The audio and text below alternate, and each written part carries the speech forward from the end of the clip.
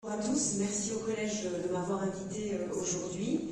Donc, au lieu d'aborder les cardiomyopathies infiltratives, puisque c'est un titre assez général, j'ai choisi plutôt de vous parler de notre pratique quotidienne devant la découverte d'une hypertrophie du ventricule gauche ou de la paroi du myocarde, et quelle est notre stratégie diagnostique au sein de la clinique pour avancer et aider les patients dans leur traitement et dans leur prise en charge. Donc, comment on diagnostique une cardiomyopathie hypertrophique? Donc, la cardiomyopathie hypertrophique, c'est une hypertrophie inexpliquée du muscle cardiaque. Et donc, d'abord, il faut éliminer toutes les causes secondaires.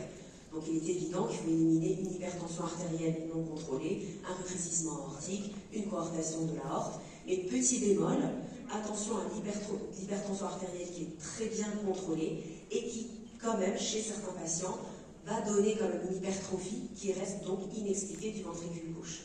Attention également aux rares associations de maladies assez rares comme le RAO et l'amylose, donc qui donnent les deux une hypertrophie du myocarde. Donc l'hypertrophie inexpliquée du myocarde est définie par une épaisseur de la paroi myocardique supérieure à 15 mm dans les cas sporadiques ou à 13 mm dans les cas familiaux ou en cas de test génétique positif. Chez l'enfant, c'est un peu plus différent. On parle de Z-score, et quand la paroi myocardique dépasse plus de dérivation standard du Z-score, on parle donc d'hypertrophie inexpliquée du VG. Donc, ce diagnostic se fait bien sûr à l'échographie, qui est notre outil standard, et également à l'IRM cardiaque. Bien sûr, la cardiomyopathie hypertrophique, CMH, est un phénotype, et donc n'est pas un diagnostic, et donc il faut évaluer, et en tout cas arriver vers un diagnostic étiologique. Et donc la plupart des cardiomyopathies hypertrophiques sont d'origine sarcomérique, à peu près entre 40 et 60% sont d'origine sarcomérique, mais il y a des causes inconnues qui représentent à peu près 30% des CMH et 5 à 10% d'autres étiologies comme l'amylose ou la maladie de Fabry ou le syndrome de Noonan chez les enfants. Et donc il faut aller chercher cette étiologie. La CMH est finalement sous-diagnostiquée, il y en a à peu près 20 millions dans le monde avec une prévalence sur 1 sur 500, mais elle est largement sous-diagnostiquée. C'est une maladie génétique dans la plupart des cas, à pénétrance variable, c'est-à-dire qu'elle ne se manifeste pas au même âge dans la même famille et n'a pas le même phénotype dans la même famille. Et la cause la plus fréquente, c'est également la cause la plus fréquente de cardiomyopathie familiale, c'est pour ça qu'on s'y intéresse. Et on s'y intéresse également parce qu'elle cause plusieurs complications, dont la mort subite. On s'y intéresse encore plus depuis 2-3 ans, depuis l'avènement des nouvelles thérapeutiques pour la CMH sarcomérique. Alors, il y a une variabilité de présentation clinique dans la CMH et de pronostic, d'accord? Donc la CMH va donner des complications comme la fibrillation atriale, les AVC, l'insuffisance cardiaque, l'obstacle intra-VG et la mort subite. Mais beaucoup de CMH, entre 40 à 50% de CMH qui sont stables, vont évoluer naturellement sans forcément de complications. Donc ces patients sont à suivre bien sûr dans le temps. Donc elles se présentent à nous, en tout cas cardiologues, de façon très variée, soit par des anomalies de la clinique, une dyspnée ou douleur thoracique, une syncope ou une mort subite récupérée. Elles se présentent également juste par des anomalies à l'ECG, ou par d'autres signes extra-cardiologiques qu'il faut connaître pour pouvoir arriver progressivement au diagnostic étiologique. Elle est très intéressante cette slide de l'ESC 2024 puisqu'elle nous explique bien que la CMH n'est pas un diagnostic mais un phénotype, et donc il faut arriver au diagnostic grâce à l'outil échographique, grâce à l'IRM, grâce à la génétique et grâce aux symptômes et à l'histoire clinique du malade. Et une fois qu'on a fait le diagnostic de cette cardiomyopathie hypertrophique, on va pouvoir aller guider le traitement, donc donner un traitement d'insuffisance cardiaque si le malade est déjà en insuffisance cardiaque, ça veut dire que c'est déjà une cardiomyopathie très évoluée, aller traiter l'obstacle sous-aortique et traiter les autres causes de cardiomyopathie hypertrophique qui ne sont pas des sarcomériques. Ensuite, la troisième étape, ça va être de déterminer le pronostic de ces malades, et nous allons énormément avoir besoin de l'IRM pour ça, mais également de l'échographie, pour pouvoir dire, pour stratifier le risque de mort subite chez ces patients. Donc d'abord, la première étape, c'est l'analyse en imagerie et donc en échographie cardiaque. Et on va analyser de façon détaillée l'hypertrophie du myocarde pour pouvoir parler de phénotype de CMH. Donc on va dire quelle est l'épaisseur de ce myocarde et comment l'épaisseur va se distribuer au sein du ventricule gauche. On va ensuite parler d'impact fonctionnel sur ce ventricule gauche et ce ventricule droit, donc de la fraction d'éjection du VG. On va analyser bien sûr le strain, qui est maintenant un outil complètement incontournable dans la CMH, et la fonction diastolique, puisque la cardiomyopathie hypertrophique est une maladie de la diastole. Donc nous avons plusieurs phénotypes dans cette CMH, et la génétique ne prédit pas du tout du phénotype.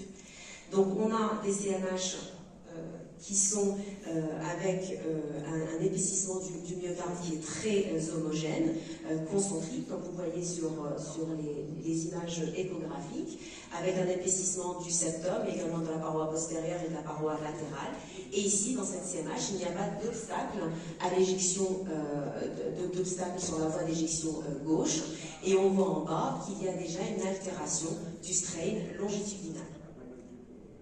On a également des formes avec des CMH sarcomériques asymétriques, c'est-à-dire qu'il y a des hypertrophies localisées, habituellement du septum interventriculaire, alors que le reste des parois ne semble pas hypertrophiées. Et donc, vous voyez, c'est des phénotypes totalement différents. Et ici également, il n'y a pas d'obstacle à l'éjection. L'IRM est un outil diagnostique important quand on a un doute pour le diagnostic de la CMH. Et donc va nous apporter plus de renseignements sur la distribution de l'épaisseur myocardique sur un examen de routine. Ensuite, par exemple, dans ce cas clinique d'un jeune homme de 38 ans qui était asymptomatique, qui était sportif, et qui a été orienté pour des troubles à l'électrocardiogramme. Vous voyez qu'il y a des troubles de la repolarisation assez diffus et une surcharge ventriculaire gauche. Et on voit sur l'échographie qu'il y a probablement une CMH apicale. Et donc vous voyez que la base et le septum interventriculaire ne semblent pas hypertrophiés. Mais si on prête attention à l'apex, on voit bien que l'apex est hypertrophié et qu'il y a une CMH apicale. Donc vraiment faire attention dans ce phénotype-là, parce qu'on peut largement passer à côté d'une CMH apicale, surtout si on n'est pas exactement en cas de cavité et qu'on est un tout petit peu au-dessus en espace intercostal. Et donc on peut vraiment passer à côté de l'analyse de l'apex. Et quand on voit l'analyse longitudinale, le strain longitudinal chez ce patient, on voit déjà qu'il y a une altération au niveau du strain longitudinal apical chez ce malade.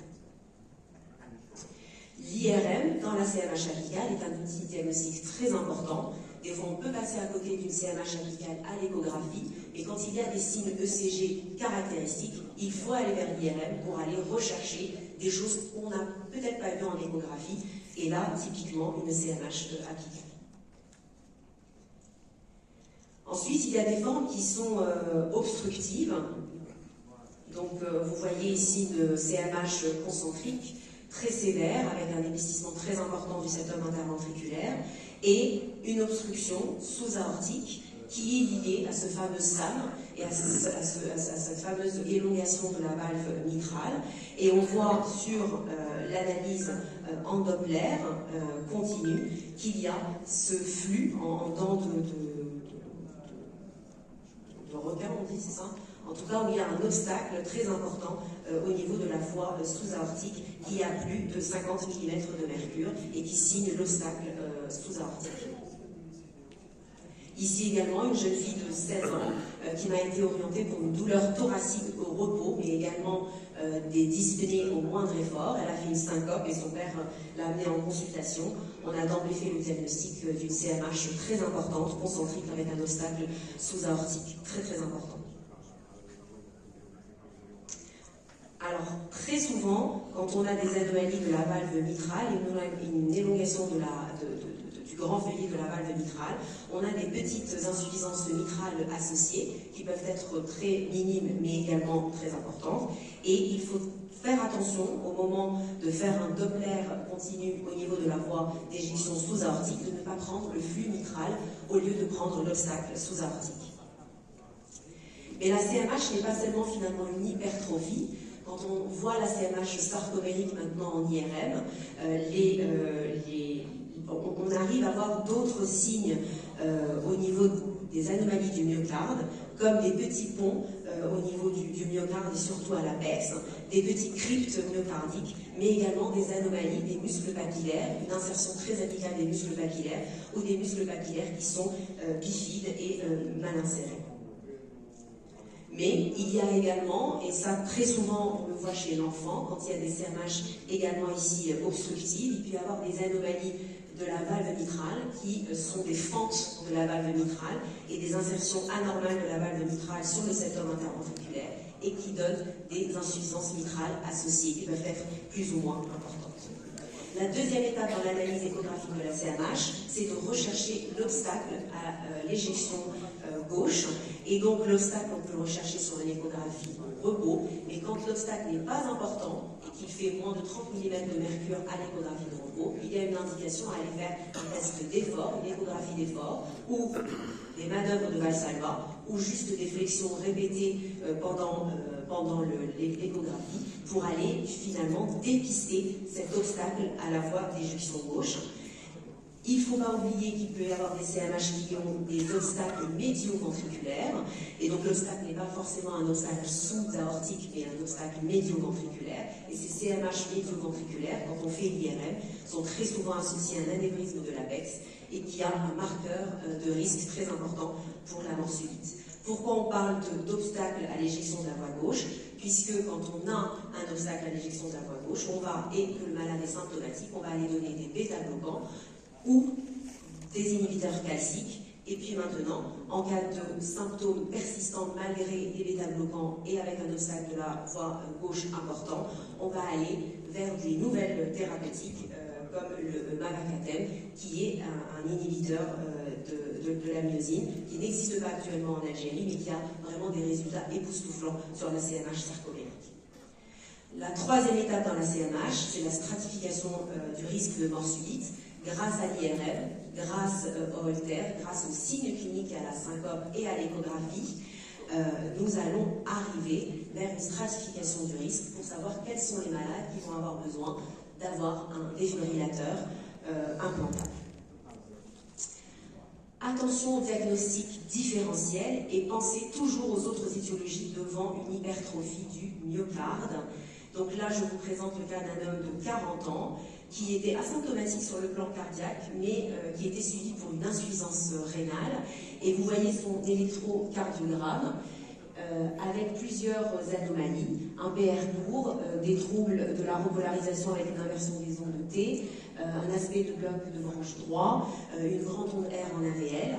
Et ces signes électrocardiographiques doivent nous faire penser à des maladies rares comme à la maladie de Fabry. Alors sur le plan échographique, ça peut être extrêmement difficile. On peut avoir bien sûr un phénotype avec une CNH concentrique, mais très souvent ça commence par une hypertrophie du muscle cardiaque qui atteint essentiellement la paroi latérale et postérieure, avec d'ailleurs, vous voyez ici une altération du strain au niveau de la paroi latérale et postérieure. Donc ça peut être quand même très difficile à diagnostiquer, mais il faut toujours y penser devant des CMH qui sont ou concentriques ou qui sont plutôt de la paroi latérale ou postérieure, avec chez les hommes plutôt jeunes, entre 30 et 40 ans, chez la femme c'est plutôt vers 50 ans, quand il y a une atteinte biventriculaire, quand il y a une dysfonction bien sûr diastolique et systolique précoce, et il n'y a pas malheureusement de signes spécifiques à l'échographie pour la maladie de Fabry, mais il faut toujours pouvoir y penser.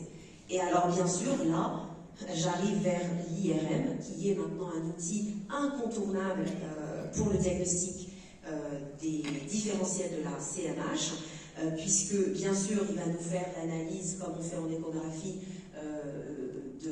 de l'épaisseur du myocarde et de la distribution de l'épaisseur du myocarde, mais il va nous donner d'autres informations et essentiellement quand on fait du mapping, en terrain mapping, la diminution du terrain mapping dans la maladie de Fabry est vraiment très spécifique. Donc on ne peut plus faire d'IRM actuellement sans penser au mapping et sans faire de T1 mapping pour le diagnostic de la CMH différentielle.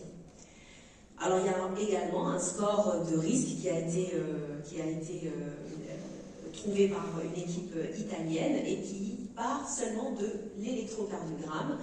Alors quand on regarde un électrocardiogramme, on peut scorer l'électrocardiogramme et pouvoir dire c'est probablement une maladie de Fabry. Donc je reviens sur les outils de base que nous avons en tant que cardiologue, c'est-à-dire l'ECG et l'échographie. Chez ce patient, on a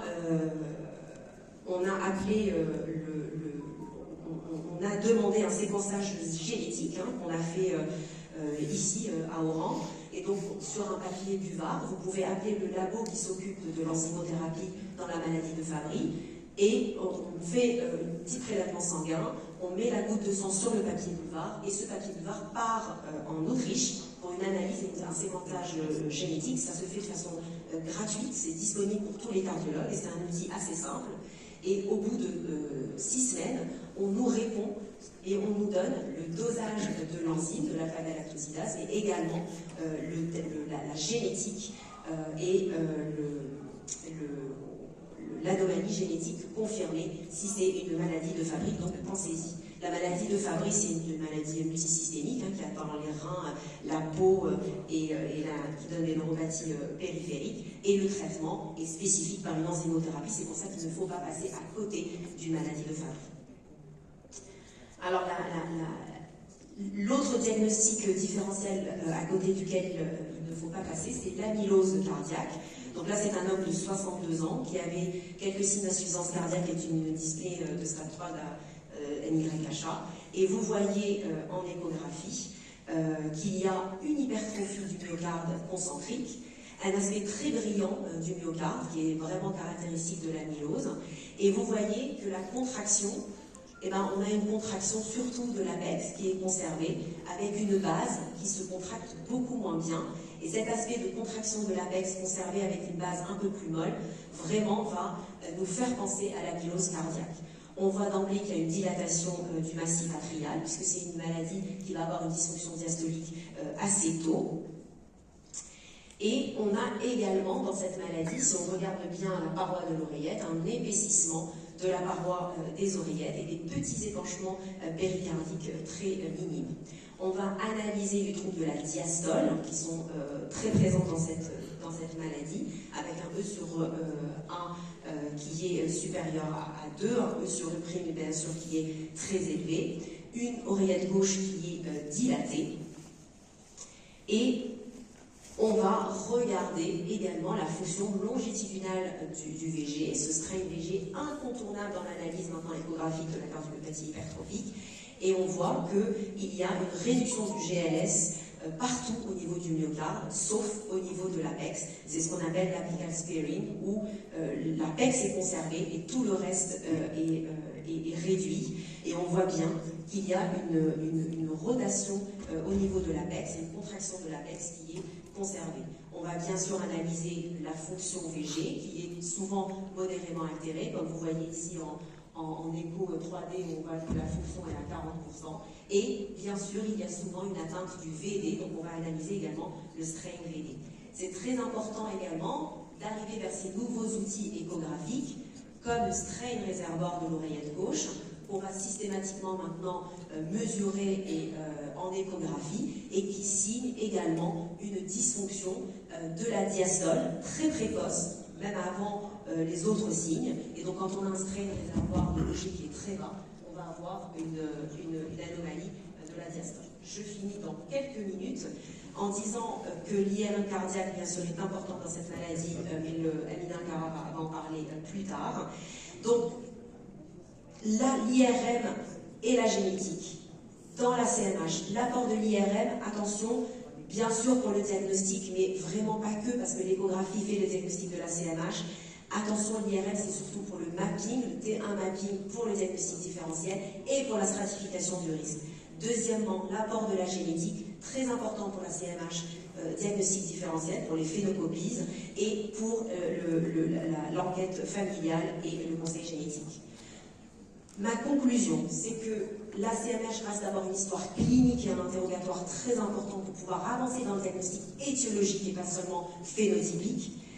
L'importance de l'ECG dans le diagnostic différentiel, l'importance de l'imagerie en multimodalité, l'écho et l'IRM, l'importance du GLS en échographie et du strain réservoir de Loger maintenant qui prend beaucoup de place, l'importance du mapping en IRM, très important pour le diagnostic différentiel, et pour la stratification du risque de mort subite. Tout ça parce qu'on a de nouvelles thérapeutiques qui approchent, et je vous remercie.